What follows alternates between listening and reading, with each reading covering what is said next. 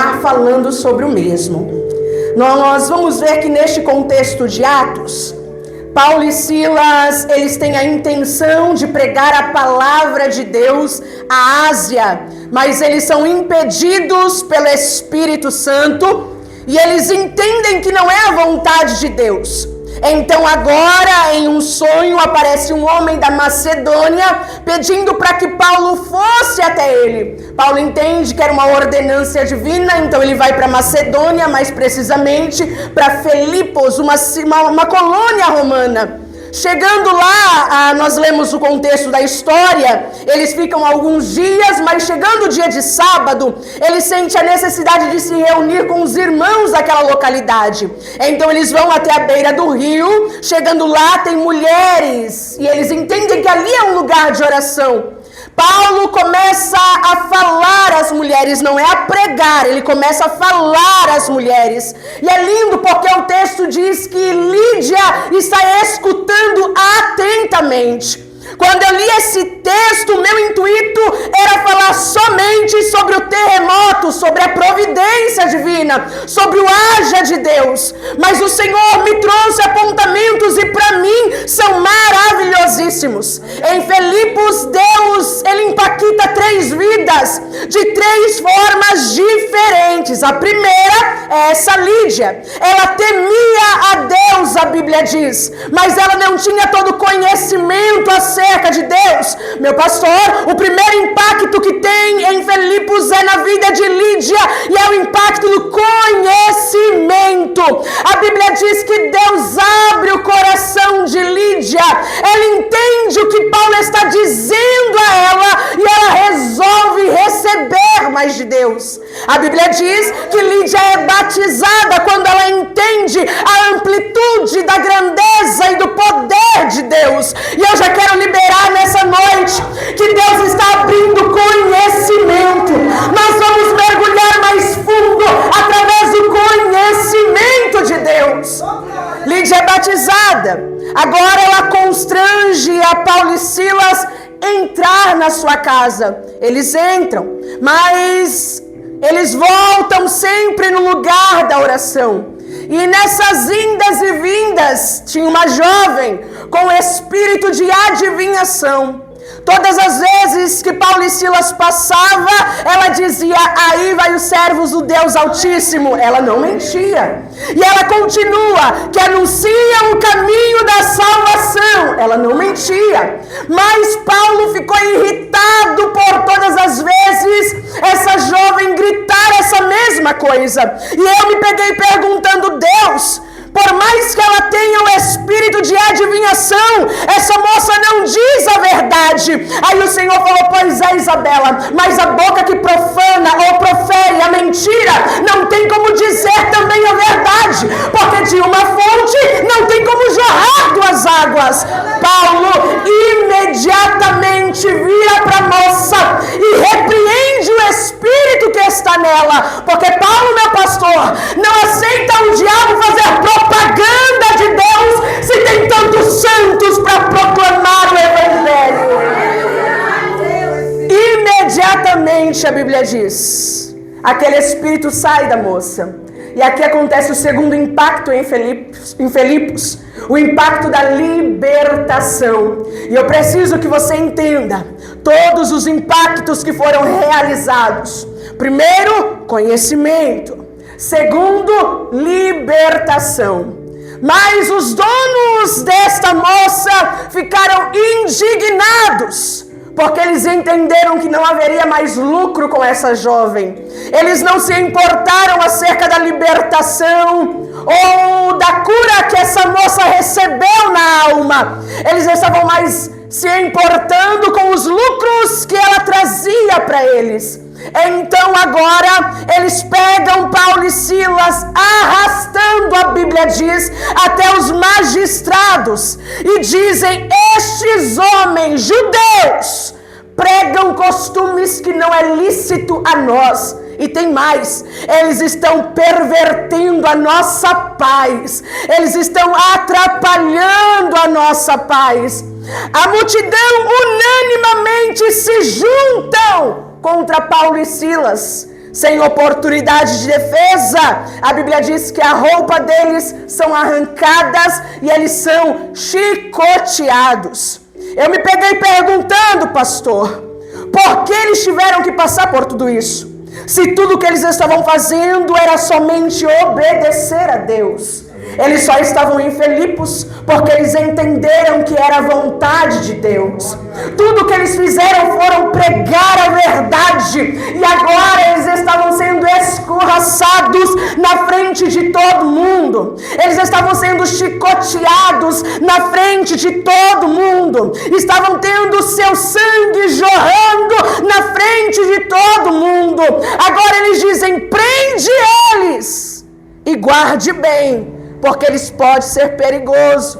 O carcereiro, recebendo tal ordem, ele pega Paulo e Silas e coloca no cárcere inferior. Gente, isso aqui é muito sério, porque eu estou pregando acerca de 2 homens obedientes a Deus. Talvez você está sentado aqui e já sofreu obedecendo a Deus. Tem um texto que eu gosto muito, em 2 Reis, capítulo 4, na verdade é continuação, capítulo 8. Vai dizer que a mulher sunamita, ela sai de sua casa, deixa a sua terra, porque o homem de Deus diz que viria fome àquela cidade. Ela abandona, ela deixa tudo e obedece a palavra do homem de Deus. 7 anos se passa. Quando ela volta, não tem mais terra, pastor. Não tem mais casa. E eu disse: Deus, ela perdeu obedecendo. E às vezes a gente perde obedecendo. Às vezes a gente sofre obedecendo. A questão é que com Deus, até perdendo a gente ganha. Glória a Deus que tem crente inteligente, que já entendeu que é melhor andar com Deus do que sem Ele. Eles estão sofrendo, estão presos, com o corpo machucado. A Bíblia diz que eles estão com seus pés presos em troncos, em uma posição desconfortável. Entenda isso. Eles estão machucados, eles estão sofrendo em uma posição indesconfortável. Mas a Bíblia diz que perto da meia-noite, Paulo e Silas oram e cantam hinos de louvor a Deus. E eu vou repetir, porque eu quero que você entenda. Eles estão machucados, doloridos, com os pés presos, em uma situação indesconfortável, mas estão orando e cantando hinos a Deus. Eu disse: Deus, como cantar assim? Deus, como adorar assim? Como adorar no momento de dor? Como adorar no momento indesconfortável? Como adorar quando eu estou perdendo e não ganhando? Segundo a palavra em grego, adoração significa o ato de se prostrar. Adorar é se prostrar. Mas, conforme a nossa irmã trouxe de forma maravilhosíssima, João capítulo 4, versículo 24, a adoração não é somente se prostrar, a adoração é muito mais. Adoração é você entregar em verdade. Então, independente do lugar, independente do momento, o negócio é a entrega. Porque não é o lugar que faz o adorador, é o adorador que faz o lugar. Paulo e Silas não estavam no lugar de adoração, mas fizeram do lugar um lugar de adoração. O momento não estava favorável, mas eles fizeram do lugar, do cenário, do momento, um lugar de adoração. Eu quero fazer um pequeno link com Daniel. só para a gente entender até o ponto que eu quero chegar, a Bíblia vai dizer que no ano 605, Nabucodonosor invade Jerusalém. Leva cativo os nobres de Judá, os doutos em conhecimento. Gente, o maligno não quer qualquer um, ele quer quem tem para oferecer. Nabucodonosor não quer qualquer um, pastor, quer quem tem qualidade, quer quem tem talento, quer quem tem conhecimento. Ele leva a nata de Judá, entre eles Ananias, Misael e Azarias e Daniel. Chegando na Babilônia, a ordem era dar os manjares do rei. Eu sei que você conhece, que os jovens decidiram não se contaminar. Eles entenderam que eles estavam longe de casa. Eles entenderam que estavam longe da família. Eles entenderam que não tinha papai e mamãe, mas Deus ainda estava com eles. Eles entenderam que independente do lugar, eles eram servos de Deus. Então eles se posicionaram e decidiram não se contaminar. Nós vamos ver agora que Nabucodonosor levanta uma estátua de ouro. Ele chama os juízes, os governadores, os príncipes, e a ordem é: quando o som das músicas tocarem, todo mundo se prostra e adora. Segundo a palavra adoração, é somente se prostrar. Eu lendo o texto, eu disse: Deus, era só se prostrar, eles não iam adorar em verdade. Mas Deus disse: Isabela, o negócio não é o se prostrar, o negócio é a nuvem de testemunhas que tem ao redor. A música toca, todo mundo se prostra. Ananias, Misael e Azarias, conhecido como Sadraque, Mesaque e Abednego, tá lá, de pé. A música está tocando, todo mundo se prostra, mas está lá os 3 jovens posicionados. E eu disse: Deus, mas a fornalha vai ser aquecida, eles vão ser lançados. Aí Deus disse: Isabela, o negócio é a nuvem de testemunha, porque às vezes, pastora, não é nem no falar, é no testemunho que a gente ganha. Se levanta algum dos caldeus, não sei, meu pastor, se por inveja ou se por raiva, mas eles vão até Nabucodonosor e diz: Nabucodonosor, sabe os 3 jovens judeus que o Senhor levantou aqui na Babilônia? Pois é, eles não servem o teu Deus, também não obedecem a tua palavra, porque a sorte de música tocou e ninguém se abaixou. A música tocou e ninguém se dobrou em adoração. Nabucodonosor, na mesma hora, tem o seu semblante transformado. Ele chama Ananias, Misael e Azarias e diz: é mesmo que a música tocou e vocês não se dobrou? Pois bem, eu vou dar mais uma oportunidade, vou dar mais uma chance. A música vai tocar e vocês vão se dobrar e adorar. E se não, eu quero ver quem é esse Deus. Gente, se eles falassem de Ananias, Misael e Azarias, estava tudo bem. Mas aí ele diz: eu quero ver quem é o Deus. Se ele falasse acerca de Daniel, estava tudo bem. Mas agora ele mexe com o Deus de Ananias, Misael e Azarias. Eu quero ver quem é esse Deus que vai livrar da minha mão. Eu imagino Deus olhando do céu e dizendo: como é, Nabucodonosor? Quer me conhecer? Como é, Nabucodonosor? Quer saber o tamanho do meu poder? Glória a Deus, Espírito Santo. Os 3 jovens dizem: olha, rei, não nos compete responder a você isso, mas fique sabendo que o Deus a qual nós servimos Ele pode nos livrar da fornalha de fogo ardente. E se não tem problema, a gente não vai se prostrar.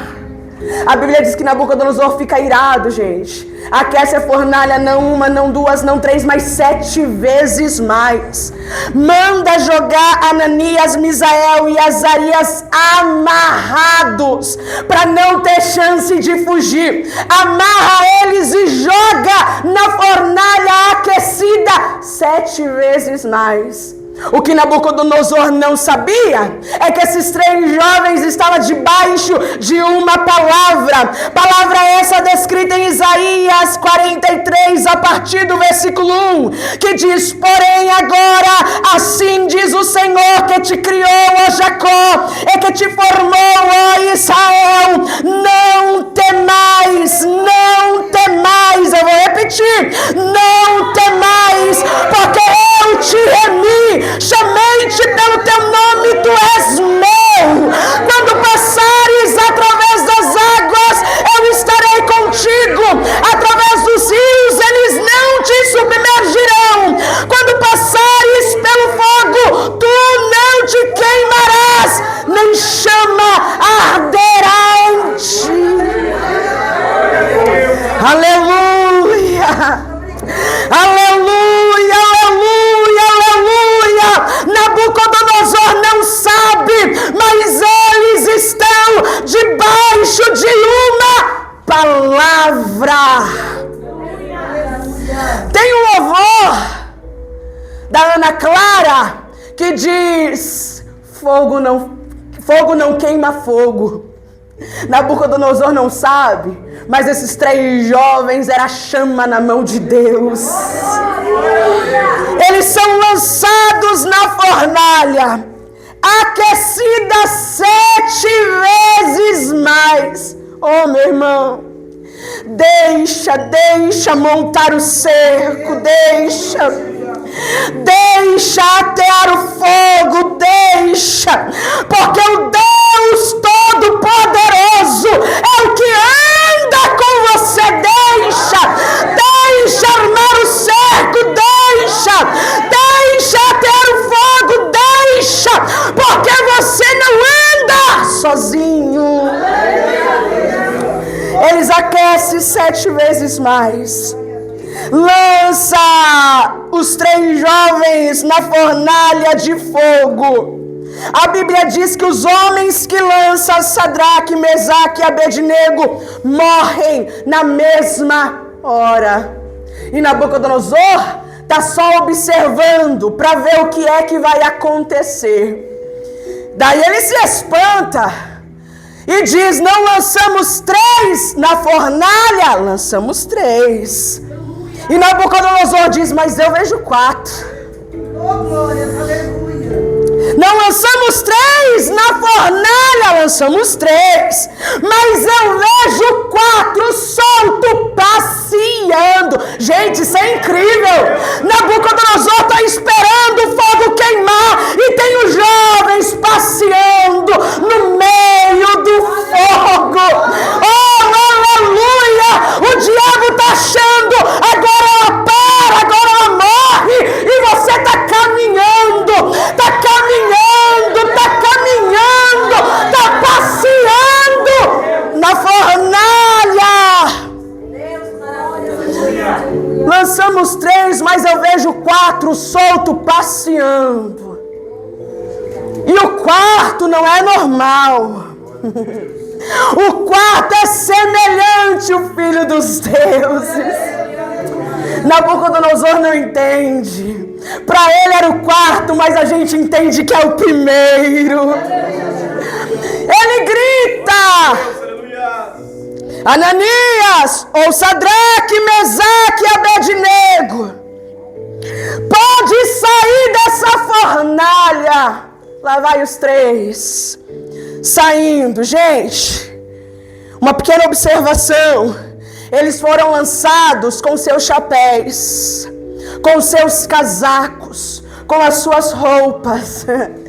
Aí Nabucodonosor diz: pode sair.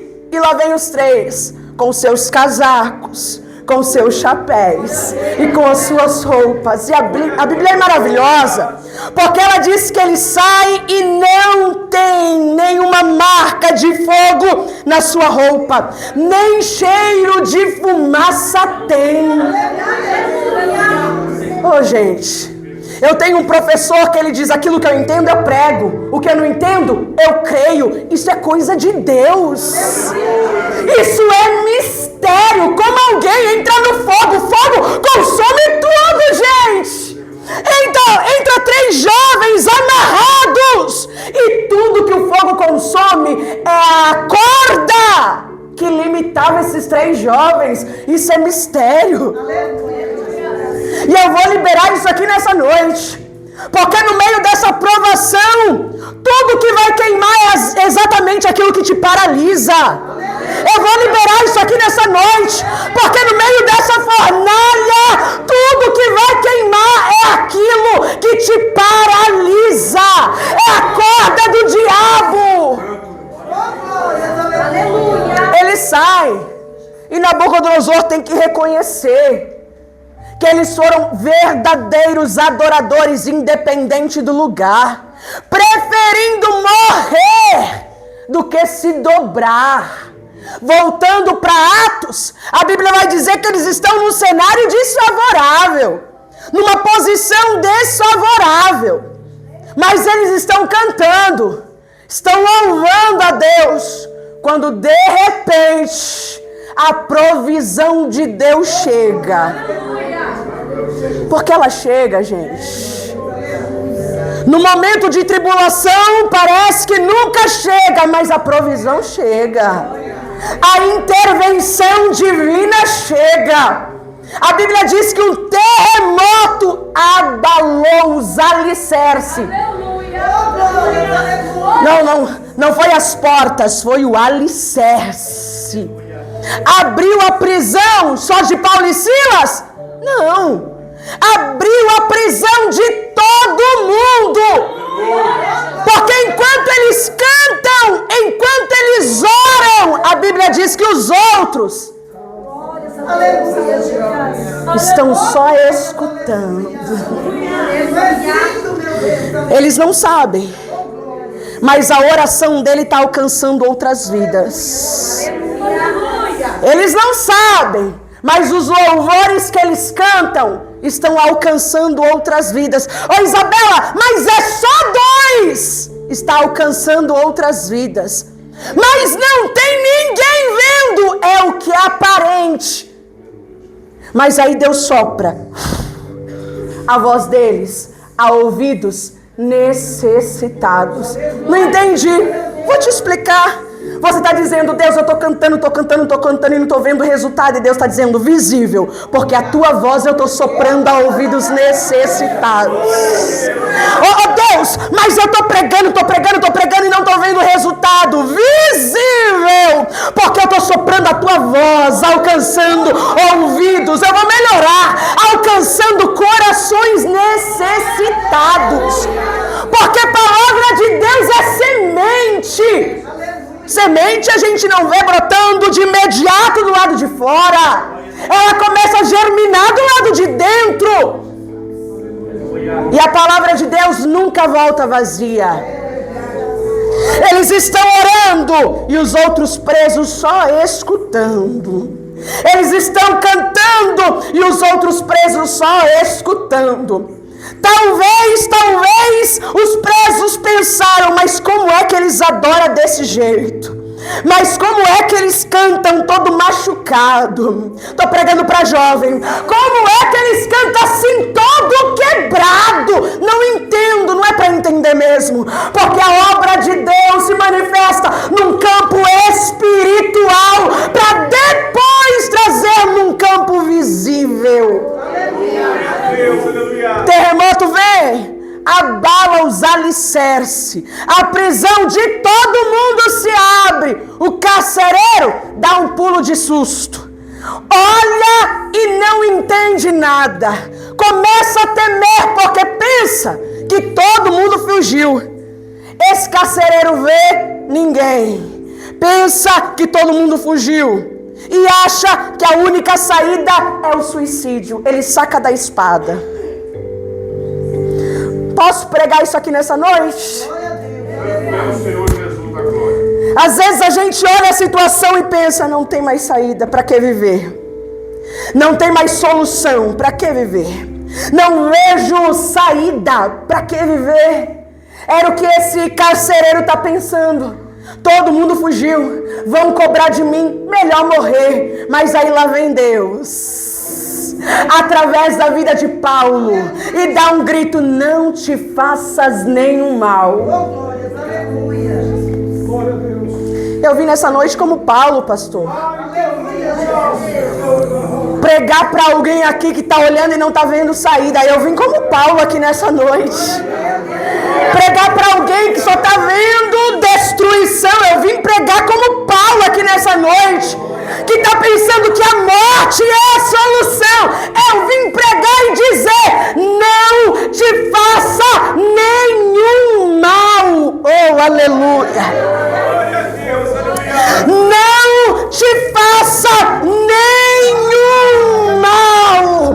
Não te faça nenhum mal. A tua vida tem valor. Ei, a tua vida tem valor. Menina, a tua vida tem valor. Aleluia. Deus, movia, ramurria, ai, smiok, movia.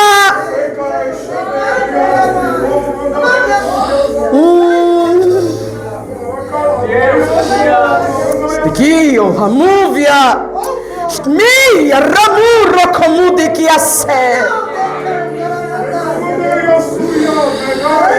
a tua vida tem valor. A tua vida tem valor. Não te faça nenhum mal. A tua vida tem valor. Não te faça nenhum mal. E aqui acontece o terceiro impacto na vida desse carcereiro. Ele pula para dentro onde Paulo e Silas estavam e diz: como é que eu faço para viver essa salvação? Como é que eu faço para ter uma mudança na minha vida? É simples. Crê no Senhor Jesus. Crê no Senhor Jesus. Mas eu não vejo o caminho. Ele vem dizendo: eu sou o caminho. Mas eu não estou vendo porta aberta.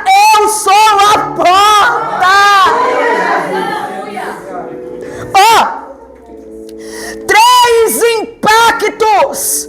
Primeiro, conhecimento. Segundo, libertação. Terceiro, salvação. Você pode repetir comigo só para deixar salvo? Primeiro, conhecimento. Segundo, libertação. Terceiro, salvação. João 8,32: conhecereis a verdade e a verdade vos libertará. O conhecimento da verdade traz libertação.